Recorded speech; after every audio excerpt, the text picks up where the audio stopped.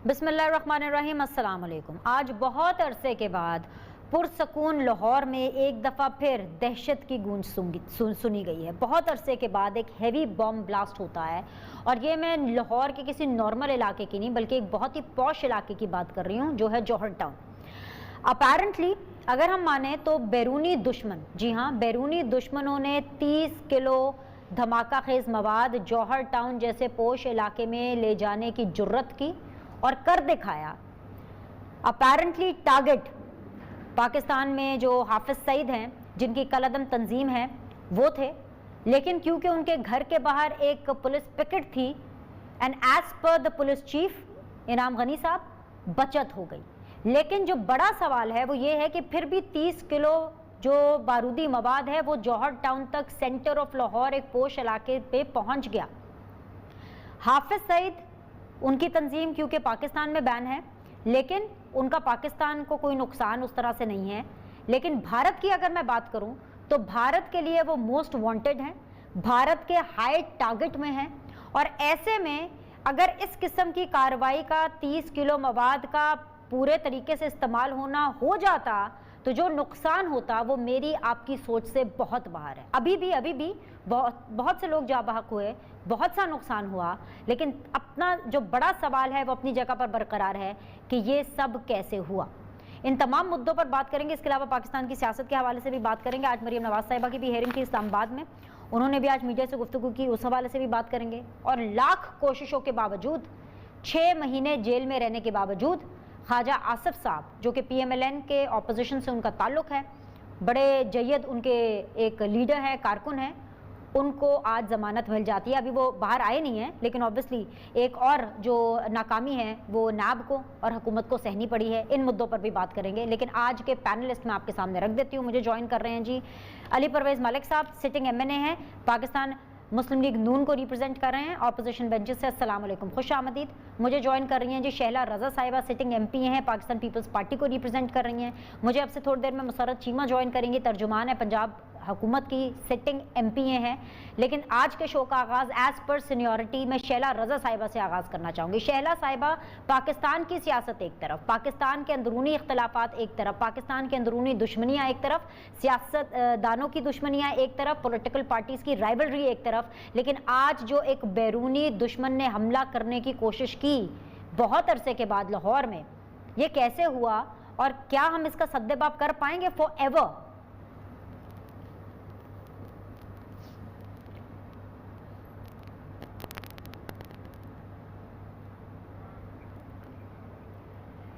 Shahla, I am so sorry, मुझे आपकी audio की प्रॉब्लम आ रही है। I will just get it sorted out. Ali Pervez Malik साहब, ये लाहौर में, पुरसकून लाहौर में आज इतने अरसे के बाद जो कार्रवाई हुई, क्या कहेंगे इस पे? पाकिस्तान मुस्लिम लीग नून इस पर क्या सोचती है कि आप लोग इसको सीरियसली ले रहे हैं या आप अपनी इंटरनल पॉलिटिक्स के अंदर ही मसरूफ़ हैं? बिस्मिल्लाहिर्रहमानिर्रहीम। बहुत शुक्रिया बीनिश, आपने अपने प्रोग्राम में याद किया। आपके सवाल पे आने से पहले सिर्फ़ और सिर्फ मैं अफसोस का इजहार करना चाहूँगा जो जौहर टाउन के अंदर आज सानिया हुआ है, जिसमें 3-4 लोग शहीद हुए हैं। और उम्मीद ये रखता हूँ कि जो लोग यहाँ पे शहीद हुए हैं, आज की जो हुकूमत है उनके लवाहिकीन का, क्योंकि वो ज़्यादातर, जिस तरह आपने भी बताया, पुलिस चौकी के ऊपर जो लोग वहाँ पे पहरा दे रहे थे, उनके अंदर शहादतें हुई हैं। तो मैं ये उम्मीद रखूँगा, मुसर्रत चीमा साहिबा ख़ुद भी मेरे ख्याल से इंटीरियर की या होम की जो स्टैंडिंग कमेटी है उसकी चेयरमैन है, तो उम्मीद रखूँगा उनके लवाहिकीन का एक अच्छे अंदाज के अंदर ख्याल रखा जाएगा और जिस हद तक हम उनकी तकलीफ़ का अजाला कर सकते हैं वो करने की भरपूर कोशिश करेंगे। अच्छा, अब बुनियादी चीज़ जो बीनिश मैं आपसे बात करना चाह रहा हूँ ना, वो ये है कि जब आप इदारों को अपने पॉलिटिकल, अपने जो ओपोनेंट्स हैं उनको टेम करने के लिए, उनकी ज़बानबंदी के लिए जब आप इस्तेमाल करते हैं, तो वो इदारे जो हैं उनकी जो कोर जिम्मेदारी होती है उसके ऊपर से हट के उनका ध्यान दूसरी चीज़ों के ऊपर लग जाता है और उसका नतीजा ये होता है कि जो आपकी इफेक्टिव पुलिसिंग है वो सफ़र करती है। मैं इस बहस में नहीं जाना चाहता कि पिछले 3 साल के अंदर पंजाब के अंदर कितने IG तब्दील हुए, CCPO लाहौर में कितने तब्दील हुए और ये सारे मामला किस तरह से चलाए जा रहे हैं। मैं सिर्फ ये उम्मीद रखूंगा कि हम अपनी गलतियों से सीख के उसके ऊपर करेक्ट करने की कोशिश करेंगे। दूसरा जो बुनियादी नुक्ता जिसको हमें ध्यान जहन में रखने की ज़रूरत है वो ये है कि पिछले 3 साल के अंदर जो आज की हुकूमत है उसने हमें अंदरूनी तौर के ऊपर इतना कमज़ोर कर दिया है, इतना फ्रेगमेंट कर दिया है कि शायद हम बैठ के इस मुल्क की जो इस्लाहात के लिए या इस मुल्क की जो नई तरजीहात जो इस खित्ते के अंदर सूरत हाल बन रही है उसके ऊपर हम बैठ के मिल के काम भी नहीं कर सकते। मैं उसकी एक छोटी सी मिसाल देता हूँ कि वज़ीर आज़म साहब ने अपनी नीयत का इजहार किया कि जी हम अमेरिका को बेसेस नहीं देंगे जब वहाँ से अफगानिस्तान से अमेरिका जो अपने ट्रूप्स का विड्रॉल कर रहा है। देखें, इस नीयत का अच्छा होने को तो मैं अप्रिशिएट कर सकता हूँ, पर मैं इस चीज़ का क्या करूँ जो मेरे वहाँ पे खदशात वहाँ से पैदा हो रहे हैं कि उन्होंने हमारी जो फाइनेंशियल या इकोनॉमिक सूरत हाल को इतना बिगाड़ दिया है कि शायद अब जो IMF का प्रोग्राम सस्पेंड हुआ है, टेक्निकली आप जानती हैं जून के अंदर जो हमें किस्त मिलनी थी उसको उठा के वो सितंबर के अंदर ले गए हैं। और मुझे ये पता है कि जब वजीर आजम साहब के ऊपर ये प्रेशर आएगा तो शायद वो ये सह ना सकें। तो इन चीजों को भी हमें देखने की जरूरत है। और मैं एंड कर रहा हूँ, मैं एंड कर रहा हूँ जी। मैं सिर्फ ये गुजारिश करूंगा मुस्तरद चीमा साहिबा के ये जो चोर और ये जो इन्होंने पिछले 2-3 साल के अंदर जिस तरह से माहौल को पलूट किया है कि वो मेरी मुस्तरद चीमा का क्या कसूर है? ये तो इमरान खान साहब से गुजारिश कीजिए, आपके फेलो MNA भी हैं, प्राइम मिनिस्टर तो हैं, ये पार्लियामान में जाके उनके गोटे गिड्डे पकड़े हैं। अली परवेज मलिक साहब, मैं वापस आती हूँ आपके पास, please just hold the thought, अभी पूरा शो बाकी है। पाकिस्तान पीपल्स पार्टी को शामिल कर लूँ। शैला बीबी, अस्सलाम वालेकुम। कितना शॉकिंग, कितना अलार्मिंग, कितनी तशवीशनाक है ये बात कि जब आप अपने पुलिस चीफ को सुनते हैं पंजाब में, इनाम गनी साहब को सुनते हैं, वो कहते हैं कि हाई वैल्यू टारगेट हो सकता था, लेकिन क्योंकि पुलिस खड़ी थी, बिल्कुल घर के बाहर खड़ी थी, पिकेट थी एक, तो इस 30 किलो बारूदी मवाद के साथ कोई बड़ी चीज, कोई बड़ा एडवेंचर नहीं हो पाया। कितनी तशवीशनाक बात है ये। देखिए, मैं इसको ये कहूँगी कि हमें इस वक्त तमाम पॉलिटिकल पार्टीज़ को बहुत संजीदगी से नेशनल एक्शन प्लान की तरफ देखना चाहिए। और हमारे पास पाकिस्तान में कोई इस तरह के मामलात नहीं हैं और हो भी नहीं सकते कि हमारे हर पुलिस चौकी पे या हर हाई वैल्यू टारगेट के हाई घर पर या किसी जगह पर इस तरह से कोई मशीन स्कैन की हुई हो कि पता चल जाए कि सामने से कोई गुजर रहा है, उसके हाथ में क्या है, उसकी गाड़ी में क्या है, उसकी बाइक पे क्या लगा हुआ है। तो मैं उन हुकूमतों की या उन पार्टीज़ की सियासत का शिकार नहीं बनूंगी जब हमारी गवर्नमेंट में जाहिर है कि उस वक्त बहुत ज़्यादा दहशतगर्दी थी। जब हमने संभाला, हम तो मोहतरमा की लाश उठाने के बाद आए थे और कहा जाता था कि इस्लामाबाद से 20 किलोमीटर जो है वो तालिबान रह गए और हमने ऑपरेशन राय राज किया था। फिर ये सारी कहानी पुरानी तो नहीं है कि हमें लेवल प्लेइंग फील्ड नहीं मिला था और इमरान साहब कहते थे रुको तालिबान में आ रहा हूँ, और हमें बॉम्ब ब्लास्ट की धमकी दी जाती थी हमारे जलसों को और हमने कैंपेन नहीं की थी। और अगर कराची में या सिंध के किसी जगह पे कुछ हो जाता था तो कहा जाता था पता कैसे नहीं चला, हुकूमत क्या सो रही थी।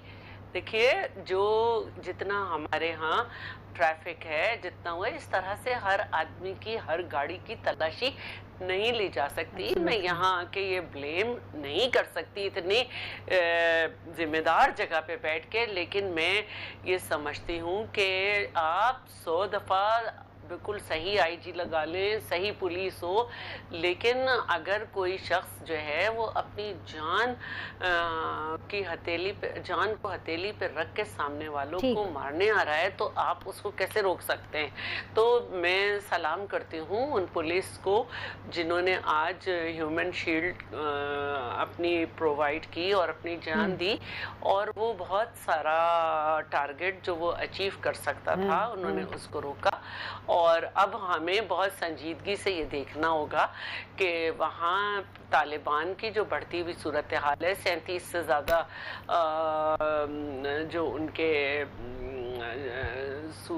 कहना चाहिए जगहें उन पे वो कब्जा कर चुके हैं। अमेरिका शशोपंज में है कि इनखला होनी है, अभी नहीं होनी, तो उससे हमारे खित्ते पे क्या असर पड़ रहा है। दूसरी तरफ भारत का उधर इतना इंटरफेरेंस है, इतने ज्यादा कौंसिल खाने आ गया पॉइंट शैला आपका। बिल्कुल हमें सोचना चाहिए जी। ओके, मैं वापस आऊंगी। अली परवेज मलिक साहब, एक दफ़ा फिर से आप लोग को मैं मुबारकबाद दूंगी, और इस दफ़ा मैं जो आपको मुबारकबाद दे रही हूँ ना, वो मैं दे रही हूँ आपके कॉलीग ख्वाजा आसिफ साहब की जिस तरह से आज ज़मानत की हमें ख़बर मिली है कि उनकी ज़मानत हो गई है 6 महीने के बाद, एक लंबे अरसे के बाद। और दूसरी मुबारकबाद इसलिए दे रही हूँ क्योंकि एक तो आज़ादी अपने आप में बहुत बड़ी नेमत है, और ऐसे वक्त में आज़ादी जब आपकी पॉलिटिकल पार्टी क्राइसिस से गुजर रही है। मियाँ मोहम्मद नवाज शरीफ साहब के जो एक और साथी हैं ख्वाजा आसिफ साहब, वो इम्तिहान में पास हो गए, और इतना मुश्किल इम्तिहान के मुश्किल वक्त में भी उनको तोड़ने की कोशिश की गई, लेकिन वो टूटे नहीं। एक लंबी जेल काटी, अभी भी बाहर नहीं आए, मुझे नहीं पता कि कल आएंगे, परसों आएंगे, शाम को आएंगे, आई डोंट नो। अब सिर्फ और सिर्फ खुर्शीद शाह साहब रह गए, ये तो मैं शैला बीवी से पूछूंगी। सिर्फ और सिर्फ खुर्शीद शाह साहब रह गए हैं, उनके साहबजादे रह गए हैं, लेकिन ख्वाजा आसिफ साहब भी अपने इम्तिहान को पास करते हुए अनकरीब आप लोगों के साथ बेंचेस पे बैठे होंगे। तो आप ये मुबारकबाद कबूल कीजिए, क्योंकि आप लोगों ने एक दफ़ा फिर से हुकूमत को शिकस्त दी है आफ्टर ऑल दिस। देखें बिनिश, आपने बिल्कुल ठीक कहा कि अल्लाह का शुक्र है ख्वाजा आसिफ साहब सुरखरू हुए हैं, और वहाँ पे जो आज लाहौर हाई कोर्ट से जो ऑब्जर्वेशंस आई हैं उसके अंदर जजेस ने यही कहा है कि वादियुल नज़र में हमारे ख्याल से ये जो आपने इल्ज़ामात लगाए हैं वो टेस्ट ऑफ जो आपका टाइम या जो आपका जो एविडेंस है वो सस्टेन नहीं कर सकते, इसलिए उनको ये रिलीफ दिया है। अब ये मामला ट्रायल के अंदर जाएगा, ख्वाजा आसिफ साहब भरपूर अंदाज में अपने आप को वहाँ पे दिफा करना चाहेंगे, पर मेरे ख्याल से ये जो छोटे छोटे इम्तिहान सियासी वर्करों की ज़िंदगियों के अंदर आते रहते हैं। ख्वाजा आसिफ साहब ने पहले भी इस किस्म की बहुत सी तकलीफ़ें झेली हैं, और मेरे ख्याल से आज जो पाकिस्तान मुस्लिम लीग नवाज़ की सफ़ों के अंदर जो मेंबरान बैठे हैं उन्होंने इस किस्म के पहले बहुत से टाइम देखे हैं, उन्होंने जनरल मुशर्रफ का कू भी गुजारा है, ये सारी चीज़ें देख चुके हुए हैं। जो असल बात जो आज यहाँ पे समझने की है वो ये है कि आप जब इस मुल्क के इदारों को अपने सियासी मुखालफीन को टारगेट करने के लिए इस्तेमाल करते हैं तो उसके अंदर शर्मिंदगी जो होती है वो सिर्फ और सिर्फ हुकूमत की होती है। यही चीज़ आपको, जो मैं आपको पुलिस के लिए बात कर रहा था, जो आपने पहले सवाल किया कि जब उसको सियासी तौर पे आप उनको इस्तेमाल करते हैं तो उसका नतीजा जो है, उसका खुमियाजा जो है वो कौम को भरना पड़ता है। इसी तरह आप मुझे बताएं सुप्रीम कोर्ट के अंदर क्या ऑब्जर्वेशंस आई हैं नैब के बारे में। ख्वाजा साद रफीक साहब का केस देख लें, शहबाज शरीफ साहब को इन्होंने इस 3 साल के अंदर उनकी जो लीडर ऑफ द ऑपोजिशन की टर्म थी उसके अंदर से मेरे ख्याल से आधी टर्म के लिए उनको जेल में बंद करके रखा, उसका नतीजा क्या निकला। आज ख्वाजा साहब भी इसी तरह सुरखरू होके आए हैं, क्योंकि जजेस ने यह कहा कि भाई आपने एक आदमी को जो पार्लिमानी ऑपोजिशन पार्टी का उसको 6 महीने से बंद करके रखा हुआ है, और आप 3 महीने से एडजर्नमेंट्स ले रहे हैं कि हमने अभी रेफरेंस दायर करना है, अभी रेफरेंस दायर कर रहे हैं, हम अपनी इन्वेस्टिगेशन, अपनी तफ्तीश कर रहे हैं। तो ये चीजें जो हैं इनसे सिर्फ और सिर्फ इदारे कमजोर होते हैं। जिस चीज के ऊपर हम इमरान खान साहब को बार बार इंसिस्ट करते रहे हैं वो ये है कि उनको इन इदारों को मजबूत करना है। हमें जब वो मदीना की रियासत की मिसालें देते थे, जब वो कंटेनर पे खड़े होकर भाषण सुनाते थे, तो जो वो बातें उस वक्त करते थे ना, वो मुल्क के इदारों को मजबूत करने के लिए, माशी तौर पे बजट के अंदर इंप्रूवमेंट्स लाने के लिए। मैं सिर्फ ये दुआ करता हूं और उम्मीद रखता हूं कि वो आपका प्रोग्राम देख रहे होंगे और उस आईना दिखाने के ऊपर कम अज कम उसका आधा आज अगर वो इंप्लीमेंट करने के ऊपर जाएंगे ना, तो यकीन माने इस मुल्क की जो गरीब आवाम है, इस मुल्क के जो अदारे हैं, उनकी सूरत हाल आपको एकदम बदलती हुई, इंप्रूव होती हुई नजर आएगी। वो अपनी नजर में इदारों को मजबूत ही कर रहे हैं अली परवेज मलिक साहब, आपकी नजर में इदारे कमजोर हो रहे हैं। और दूसरी चीज ये है कि अगर अनकरीब इसी सेशन के बीच में ख्वाजा आसिफ साहब को प्रोटेक्शन ऑर्डर भी मिल जाते, बाहर आ रहे हैं वो, खैर आ ही जाएंगे, तो अगर वो सेशन में आ जाते हैं तो खान साहब भी आएंगे सेशन में, तो आप लोग ये सारी बातें इमरान खान साहब के सामने कीजिएगा। वो जो आप लोगों ने एक बड़ा फ्रेंडली एक अपना वो बनाया है ना कॉन्ट्रैक्ट, और एक वो जो डील कर ली है कि ऑपोजिशन लीडर अपनी तकरीर करेगा, उसके बाद वजीर आजम की तकरीर होगी, उस तकरीर के अंदर आप ये सारी बातें जो आप मेरे प्रोग्राम में कर रहे हैं वो आप फ्लोर ऑफ द हाउस भी कीजिएगा। एक वक्फा लेते हैं, वक्फे के बाद वापस आएंगे तो मसारा चीमा साहिबा पाकिस्तान तहरीक इंसाफ से उनका ताल्लुक है, वो हमें ज्वाइन कर चुकी हैं, उनका मौक़िफ़ जानेंगे दोनों इशूज़ पर। और शैला रज़ा अली परवेज मलिक साहब तो हैं मेरे साथ। Will be back in a bit.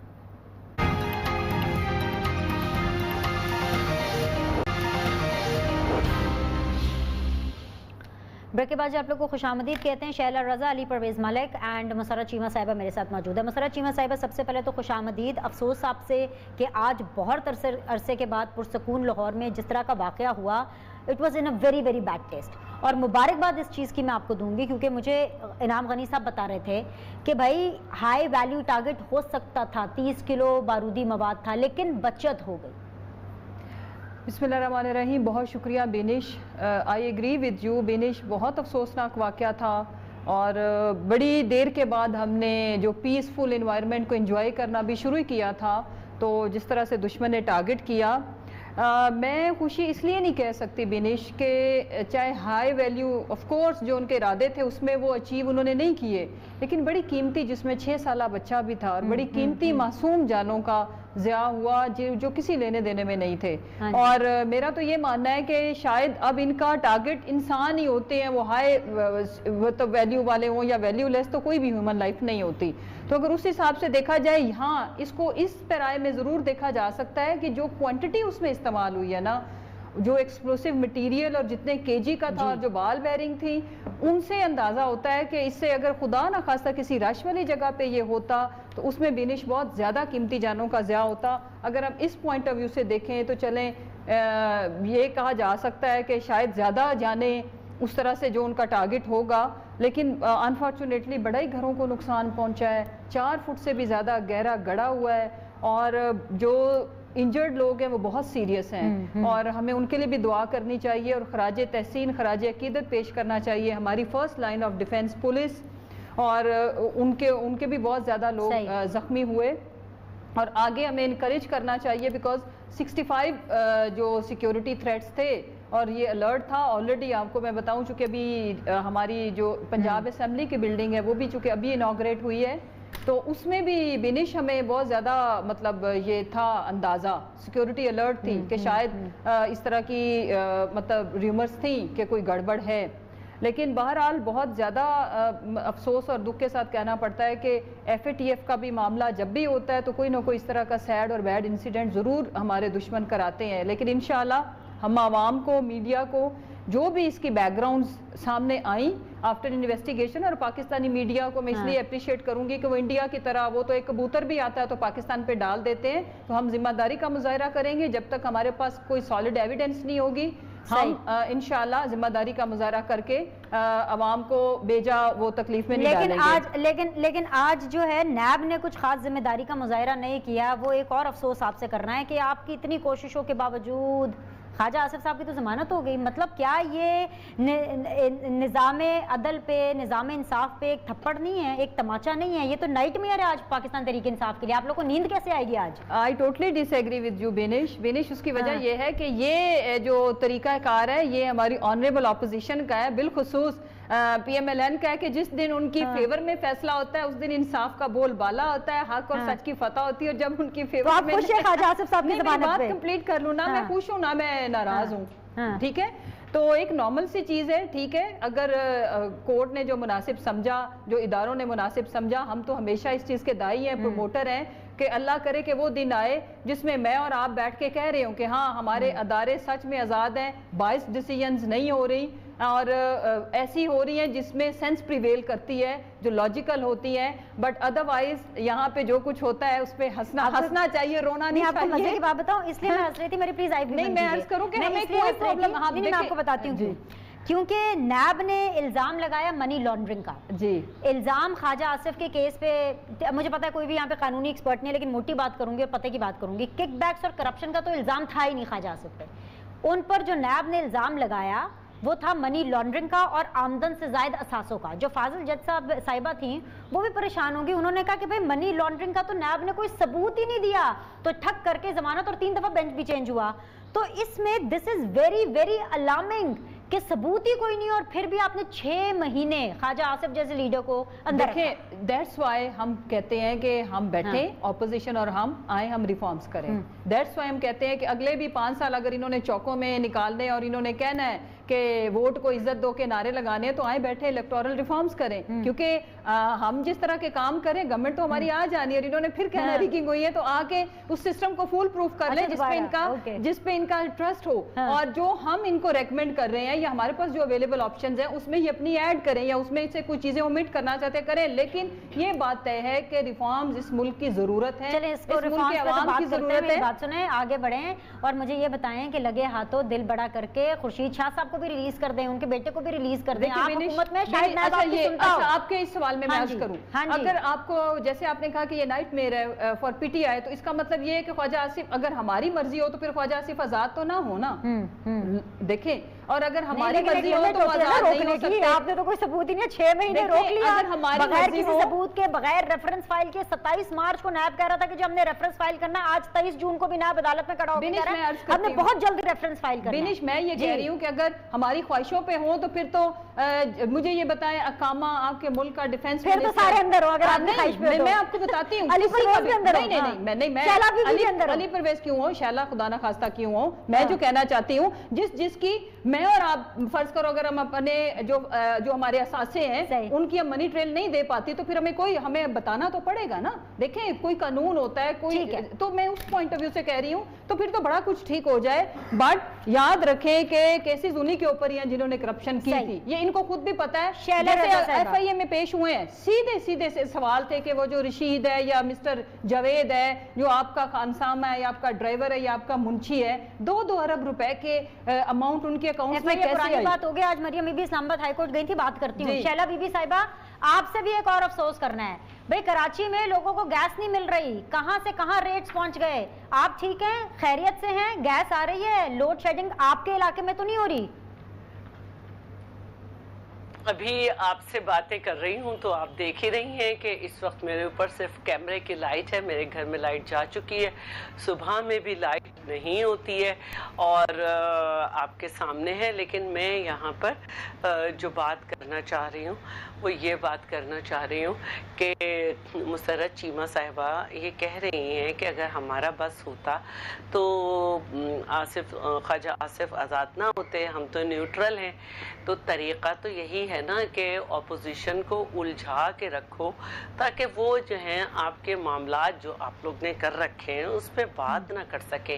और नैब जो है वो इस वक्त जो है खिलाफ वर्जी कर रही है अदालत की, जिसने वाज़े अहकामात दे रखे हैं कि जब तक आपके पास तमाम सबूत जमा ना हो जाएं और जब आप ये समझें कि जनाब सबूत पूरे हैं और इस पर रेफरेंस अब दाखिल करके बाकायदा चलना चाहिए, उस वक्त अगर गिरफ्तार करने की ज़रूरत है तो गिरफ्तार करें, वरना सिर्फ ECL में नाम काफ़ी है।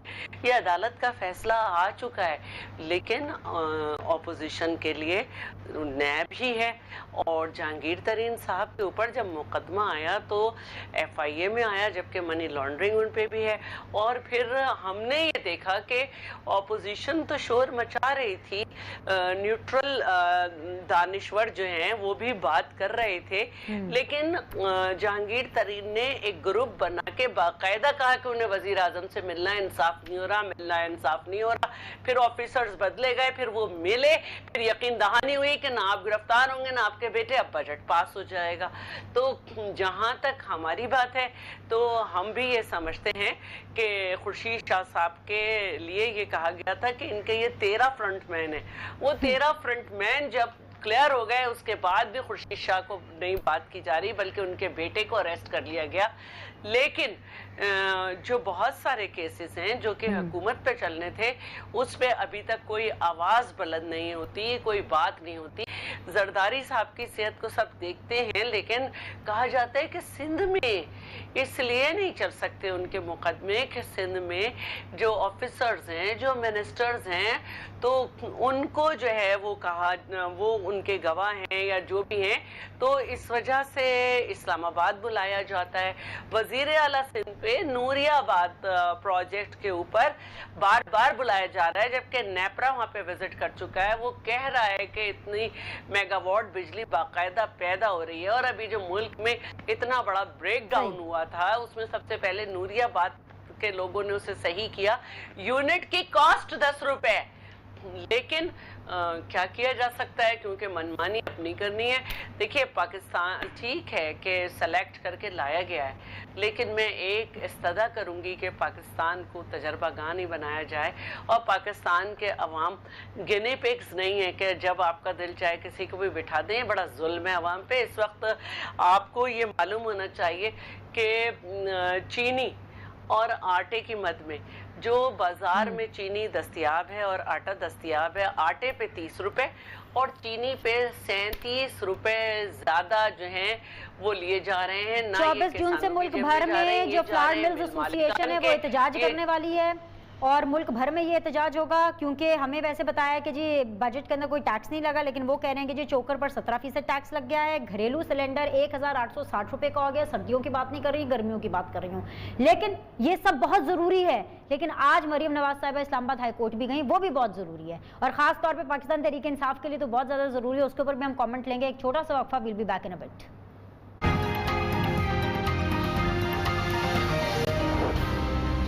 आपको शर्म आनी चाहिए इस किस्म की बात करते हुए। मुजरिम को वैलिडेट कर रहे हैं और मजलूम को उसका इल्जाम दे रहे हैं। मोटरवे पे खातून जिनका रेप हुआ, उनके बच्चों के सामने, क्या वो इसलिए हुआ कि उन्होंने कुछ गलत कपड़े पहने हुए थे? वो बस सोच है जिसकी उन्होंने अक्कासी की है। मैं इस पे भरपूर अपना एहतजाज रिकॉर्ड कराती हूँ। पूरे पाकिस्तान के अंदर मुझे एक ईंट भी आप दिखा दें जो आपने लगाई। आपको किसने ये हक दिया कि आप पाकिस्तान की मोटरवेज को, पाकिस्तान के एयरपोर्ट्स को, जो कि कौम की अमानत है, पाकिस्तान के बड़े बड़े मंसूबों को आप गिरवी रख? आपका तीसरा बजट आपके चौथे वजीर खजाना ने पेश किया है। ये थी आपकी माहिरीन की टीम। आप कहा करते थे कंटेनर पे चढ़कर सड़कें बनाने से, मोटरवेज बनाने से, मंसूबे लगाने से तरक्की नहीं होती। तो उन्हीं मंसूबों को आज गिरवी रखने से कौन सी तरक्की हो रही है? शर्म आनी चाहिए। इंशाल्लाह बहुत जल्दी आप मुझे ये गारंटी दें कि नवाज शरीफ वापस आएंगे, उनको इंसाफ मिलेगा और उनकी जिंदगी को खतरा नहीं होगा। इन कातिलों के हाथ में उनकी जिंदगी नहीं होगी। मैं उनको शाम की फ्लाइट से बुलाती हूँ। जी मुसर्रत चीमा साहिबा, आपको कोई हक नहीं है, एक ईंट तो आपने लगाई नहीं है, आप बड़े बड़े मंसूबे कैसे गिरवी रख सकते हैं? देखिए बिनी, सबसे पहले तो मैं इनसे सवाल करती हूँ कि जब ये अपने प्राइम मिनिस्टर साहब के, अपने वालिद साहब के ऑफिस में as a prime minister practice करती थी, तो इन्होंने ख़वातीन के लिए कौन सी कानून साजी की? क्या इन्होंने कोई एंटी रेप कोई कवानीन बनाए या उसके लिए कोई अलग से बजट मुख्तस किए? तो मैं इनको बता देती हूँ कि आप तो मिशेल ओबामा से जो बच्चियों की एजुकेशन के फंड्स के पैसे मिले थे वो तक आप खा गई, अपनी ज्वेलरी और कपड़ों पे लगा दिए। लेकिन हमने क्या किया, 100 मिलियन का बजट रखा और बजट में ये मेंशन किया है कि इससे ज्यादा रकम भी मुख्तस करेंगे। एंटी रेप सेल बनाए हमने, जो टेस्टिंग का तरीका है उसको आसान बनाया और हर हॉस्पिटल के अंदर इसकी टेस्टिंग की फैसिलिटी मौजूद है। कोर्ट्स के अंदर जो बच्चियों की या जो विक्टिम्स होते थे उनकी जो किरदार कुशी थी उसमें हम रिफॉर्म्स लेके आए। 4 माह के अंदर इसको मुकम्मल करने का हमने वो रिफॉर्म्स किए और 6 माह के अंदर अगर कोई अपील में जाता है तो इसको केस को खत्म किया जाएगा, जो कि पूरी पूरी जिंदगी गुजर जाती थी। और आप जब आपके वालिद मोहतरम थे वजीर आज़म तो आप लोगों ने ऐसा कुछ नहीं किया, प्रॉपर्टी राइट्स दिए, जिसकी वजह से आपने वैसे कहा था कि मेरी लंदन तो क्या पाकिस्तान में भी कोई जायदाद नहीं, लेकिन फिर आपकी जो करोड़ों की जायदाद है उन राइट को आप भी एक्सरसाइज कर रही हैं। अब बात कर लेते हैं, हमने 10 डैम्स छोटे बड़े बना रहे हैं और उसके अलावा हमने यूनिवर्सिटियों का जाल बिछाया है, हमने मोटरवे, आप हमेशा क्रेडिट लेते हैं, आपके पल्ले से नहीं बनी थी, हम मुल्तान मोटरवे हमने बनाई, हैदराबाद से सखर एंड देन सखर से कराची। उसके बाद दूसरा मैं अर्ज करूं कि 2 बड़ी कैनाल हमने पाकिस्तान को दी है, पंजाब को, जिससे आपके मुझे पीएमएलएन का मौका शराब होंगे। अगर आपको मैं आपका पॉइंट आ गया, अली परवेज मलिक साहब, भाई ये जो मरियम नवाज साहिबा ने एंड पे बताया है कि इंसाफ की गारंटी दे, जान की गारंटी दे, नवाज शरीफ शाम की फ्लाइट से जो है वो उनको बुलवा लेंगी, ये तो वो बयानिए है जो बात करके आपने हुकूमत का नैरेटिव स्ट्रॉन्ग किया। किधर गया इलाज, किधर गई बीमारी? देखें बीनेश, उससे पहले मैं गुजारिश करूंगा मुसर्रत चीमा साहब को एक ठंडा पानी का गिलास दें ताकि वो आराम से बैठ के अपना बयानिया बिल्कुल पेश कर सकें, बिकॉज उनके गुस्से के साथ मुझे उनकी आधी बात समझ आई, आधी समझ नहीं आई। गुजारिश मैं करूंगा, आज लाहौर तकलीफ के अंदर है, अपनी जिम्मेदारी का एहसास करें, अपने लहजों को नरम करें ताकि हम बैठ के इस मुल्क के इदारों को मजबूत कर सकें, बाशमूल एहतसाब के इदारे। मैंने इसके आगे कोई गुफ्तगू नहीं की थी, ठीक है। अब इन्होंने 2-4 बातें की, मैं वो पहले हकायक करेक्ट कर दूं। कहती हैं कि जब FATF का रिव्यू आता है तो यहाँ पे टेररिज्म के वाकयात बढ़ जाते हैं। तो बिनेश गुजारिश ये है कि इनको बता दीजिएगा कि वो दहशतगर्दी के जो वाकयात हैं उससे FATF कानून साजी का कोई ताल्लुक नहीं है, वो टेरर फाइनेंसिंग को डील करता है, टेररिज्म को डील नहीं करता। तो एक तो ये चीज ठीक कर लीजिएगा।